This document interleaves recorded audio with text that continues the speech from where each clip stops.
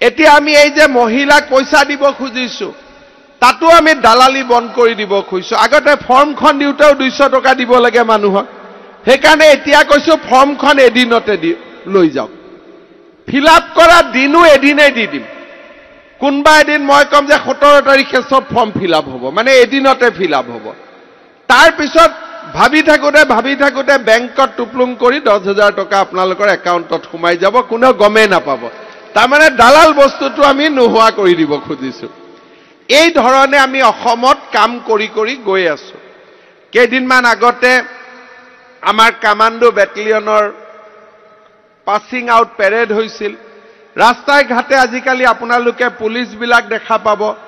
অফিসত ডেকা নতুন লৰা ছোৱালী কাম কৰি থকা আপোনালোকে দেখা পাব সবৰে বাপেক মাকৰ কথা শুনিব কোনো ধৰণৰ টকা পইচা দিয়া নহয় সব দুখীয়া ঘৰৰ লৰা ছোৱালী নিম্ন মধ্যবিত্ত লৰা ছোৱালী আজি 3 বছৰৰ ভিতৰতে যিখন অসমত দালালক টকা নিদিলে এটা চাকৰি নহৈছিল আজি 1 লাখ চাকৰি হল এটা দালালে 1 টকাও তুলিব নোৱাৰিল এতিয়া আৰু 35,000 চাকৰি আমি দিব গৈ আছো ইয়াতো এইবাৰটো দালাল বিলাকে নিজে ফ্লেট হৈ খুয়ে দিলে যে আর কাম নাই পইচা লব উপায় নাই সবে গম পাই গল এটা মেৰিটত চাকৰি হ'ব প্ৰথমতে এমএলএ বিলাকে মোক বেয়া পাইছিল যে চাকৰি আমি লিষ্ট দিব নোৱাৰো এতিয়া এমএলএ বিলাকে কৈছে ভাল হল নহলে আমাৰ মুৰত ৰাতিপুৱাৰ পৰা গধূলিলৈকে ঘৰত অহা মানুহক চাহ খুৱাই থাকোতেই গ'লহেঁতেন চাকৰি দিব পাৰো নোৱাৰো আৰু নোপোৱা বিলাকে আমাকে গালি পাৰিলেহেঁতেন এতিয়াতো এইটোও জামেলা নাই আমাৰ বিধায়কসকলেও লাহে লাহে মোক কৈছে যে এইটো সিস্টেমে ভাল আজি যেনেকে আমাৰ নদুৱাৰত কন্যকা পাম হৈছে আজি আমাৰ গৰুখুটিত নতুন কৃষি পাম হৈছে আৰু এতিয়া আমি চেষ্টা কৰিছো যে অসমৰ প্ৰতিটো সমষ্টিতে থলুৱা লোকেদি আমাৰ নিজৰ মানুহেদি হিন্দু হক মুছলমান হক অসমৰ মাটিৰ পৰখত উপজা মাটিৰে আমি এনেকে প্ৰত্যেকটো সমষ্টিত 1,000-1,500 বিঘা মাটি লৈ আমি কৃষি পাম নিৰ্মাণ কৰিব খুজিছো যাতে আমাৰ মাটি কোনেও বেদখল কৰিব নোৱাৰে ই যাতে চৰকাৰী কামত ব্যৱহাৰ হ'ব পাৰে আজি পদ্ম হাজৰিকা ডাঙৰীয়াই আত্মসহায়ক গোটৰ কথা উল্লেখ কৰিছে যোৱাবাৰ যেতিয়া মই চকীঘাটত আহিছিলো ইয়াৰ মাটি বাৰী প্ৰায় 50টা আত্মসহায়ক গোটক সেইদিনাখন মই মাটিৰ প্ৰমাণপত্ৰ বিতৰণ কৰিছিলো সিদিনাখনে মই জিলা আয়ুক্তক নিৰ্দেশ দিছিলো যে ইয়াত 1,000 বিঘা মাটি চৰকাৰী অনুষ্ঠানৰ কাৰণে ৰাখি থক এতিয়া আপোনালোকক আমি জনাবলৈ পাই ভাল পাইছো যে ইয়াৰ 350 বিঘা মাটি আমি এটা ইণ্ডাষ্ট্ৰিয়েল ইষ্টেট কৰাৰ কাৰণে আমি ব্যৱহাৰ কৰিব খুজিছো ইয়াৰ উপৰিও এই মাটিখিনি এতিয়া ইমান সুন্দৰ হৈ গল অসমত ডাঙৰ বিনিয়োগকাৰী এতিয়া আহিবৰ কাৰণে আমাৰ লগত যোগাযোগ কৰি আছে এই মাটি বাৰীবোৰ আমি ভাল কৰি ৰাখিলে বেদখল নোহোৱাকৈ ৰাখিলে আমি ইয়াতে সুন্দৰ কৰি আমি চৰকাৰী অনুষ্ঠানবোৰ নিৰ্মাণ কৰি যাব পাৰিম আমাৰ চৰকাৰ আৰম্ভ হোৱাৰ পিছত অসমত আমি শিক্ষা অনুষ্ঠানসমূহ নিৰ্মাণৰ ওপৰত গুৰুত্ব আৰোপ কৰিছো বৰ্তমানলৈকে প্ৰায় আমাৰ ৰাজ্যখনত 13খন মেডিকেল কলেজ 12খন মেডিকেল কলেজ আমি নিৰ্মাণ কৰি শেষ কৰিলো তাৰ 3খন পুৰণা আছিল 9খন মেডিকেল কলেজ মই স্বাস্থ্য মন্ত্ৰী আৰু মুখ্যমন্ত্ৰী থকাৰ সময়ত নতুনকৈ আমি নিৰ্মাণ কৰি ৰাইজক আমি উপহাৰ দিব পাৰিলো এইবাৰ আমি তিনিচুকীয়াটো আৰু এখন মেডিকেল কলেজ আৰম্ভ কৰিম তাৰ মানে আমাৰ 13খন মেডিকেল কলেজ হ'ব 13খন মেডিকেল কলেজৰ লগত আৰু 10খন মেডিকেল কলেজৰ কাম বিভিন্ন পৰ্যায়ত চলি আছে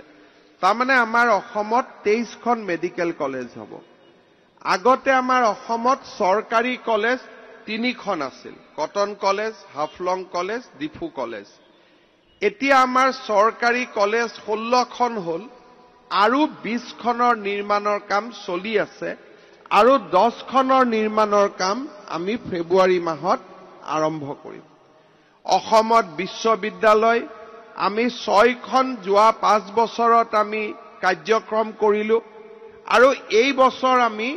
8খন নতুন বিশ্ববিদ্যালয় স্থাপন কৰিম। ইয়াৰ ভিতৰত আমি এখন নতুন বিশ্ববিদ্যালয় গহপুৰত স্থাপন কৰিম, যাক আমি কনকলতা ৰাজ্যিক বিশ্ববিদ্যালয় বুলি কৈছো। সেই বিশ্ববিদ্যালয়খন আমি এটা নতুন দিনৰ আমি বিশ্ববিদ্যালয় নিৰ্মাণ কৰিব খুজিছো, য'ত পলিটিকেল সায়েন্স, সোচিওলজি, ইকনমিক্স, ফিলসফি তাৰ শিক্ষা থাকিব,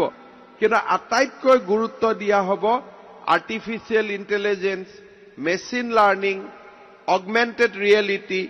এই ধৰণৰ নতুন প্ৰযুক্তিৰ লগত জড়িত যিবিলাক পাঠ্যক্ৰম আছে সেইবিলাক আমি গহপুৰৰ কনকলতা ৰাজ্যিক বিশ্ববিদ্যালয়ত আমি আৰম্ভ কৰিম। তাৰ ফলত তেজপুৰ বিশ্ববিদ্যালয়ৰ দৰে এটা সমকক্ষ কেম্পাছ আমি গহপুৰত লাভ কৰিম। মাটিবাৰী নিৰ্বাচনৰ প্ৰক্ৰিয়া চলি আছে, 2 দিনতে ইয়াক আমি শেষ কৰিম। যে বিজেপি চৰকাৰৰ দিনত যিমান কাম হৈছে, আগতে ইমান কামৰ কোনেও কল্পনাই কৰিব পৰা নাছিল। কেইদিনমান আগতে মই বিশ্বনাথত গৈছিলো, আমাৰ পাৰ্টিৰ এখন মিটিং আছিলে। তাতে মই কৈছিলো যে নুমলীগড়ৰ পৰা গহপুৰলৈকে নদী তলেদি সুৰংগ বনাম। 2-এজনীয়ে মোক হাঁহি আছিলে, মই দেখি চাই আছিলো। এতিয়াতো অহা বছৰৰ পৰা সুৰংগৰ কামো আৰম্ভ হৈ যাব। নুমলীগড়ৰ পৰা গহপুৰলৈকে, আপোনালোকে জামুগুৰিৰ পৰা গহপুৰ যাওক, সুৰংগৰ মাজেদি গৈ পেলাই আপোনালোকে গোলাঘাট পাই যাওক, কোনো ঝামেলাই নাই। অসমখন গাঁও গাঁও কৰি দিলো। যোৰহাটৰ পৰা কাজিৰঙালৈকে যাওক, ওপৰ দি 22 কিলোমিটাৰ ফ্লাইঅভাৰেদি উঠি গুচি যাব। মানুহে কয় গুৱাহাটীত ফ্লাইঅভাৰ হয়, এতিয়া ফ্লাইঅভাৰ কাজিৰঙাটো হৈ গ'ল। এতিয়া মাজুলীত যাবৰ কাৰণে আপোনালোকে মাজুলীৰ 2 ফালে, লখিমপুৰৰ পৰা গ'লেও দলং বনি আছে, যোৰহাটৰ পৰা আহিলেও দলং বনি আছে। আৰু কোনোবাই যদি কয় যে নহয় মই ডিব্ৰুগড়ৰ পৰা ডাইৰেক্ট মাজুলী যাব খোজো,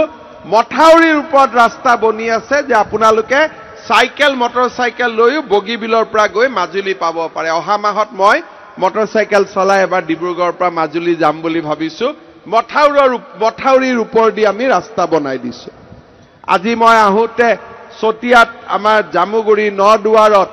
আমাৰ কিমান কাম হৈ গ'ল চাওঁতে চাওঁতে। 30 বেডেড হস্পিটাল লাগে, তেতিয়া মই আহোঁতে দলৰ সংগঠন সকলোৱে দাবী কৰিছিল,